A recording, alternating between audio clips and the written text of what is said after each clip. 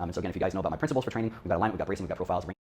All right, we've got some form and setup tips here for cross cable tricep extensions. So before we get into this exercise, the whole advantage of this exercise is alignment. And so again, if you guys know about my principles for training, we've got alignment, we've got bracing, we've got profiles, range of motion fits in there as well too. And again, in my opinion, when you're dealing with elbow joint and you're doing something in isolation, whether it's a tricep motion or bicep motion, alignment is the most important, even more so than with some other body parts, just for the reason that if you have a little bit of stuff out of alignment over a long period of time, I've seen that can slowly wreck your elbows. So again, to keep your elbows healthy and safe, not just for arm work, but for the whole rest of your upper body, alignment is a big deal. So cables provide a big advantage for that some free weight exercises don't. So the advantage of this cross cable exercise is one, we can get great alignment and we can do both arms at the same time.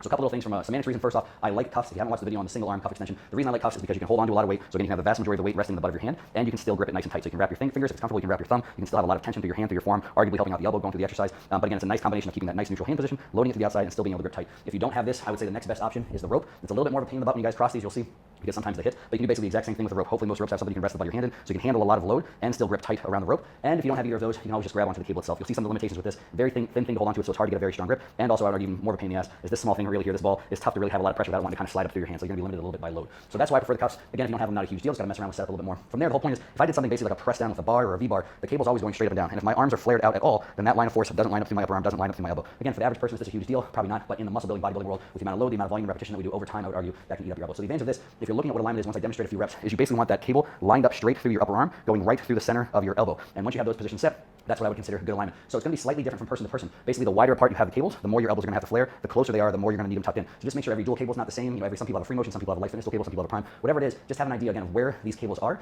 and again, make sure they're lined up right. And I'll show you probably one of the easiest hacks for this. So I'm going to grab both and show. Is get yourself in a position when you're fully extended and make sure that cable basically is right up against your forearm. So I fully extend and I can actually walk forward and say, okay, well right here it's pretty much all the way up against my forearm, and then you can walk back and just basically try and hold that position. So as you're going through the extension, you want to make sure that cable pretty much lines up straight through the upper arm, straight through the elbow, and you know that you're going to have pretty darn good alignment. The only other things to mess around with on this one is how far or how close you stand.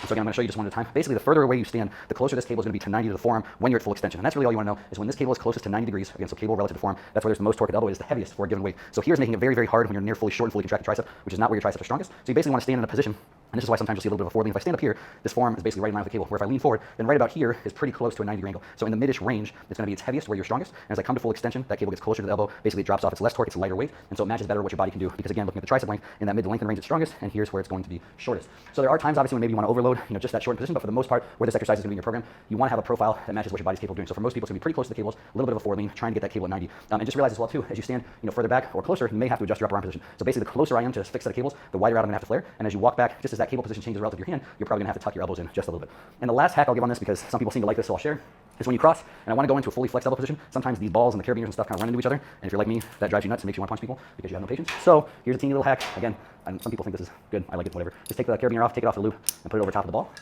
Do the same thing for the other side.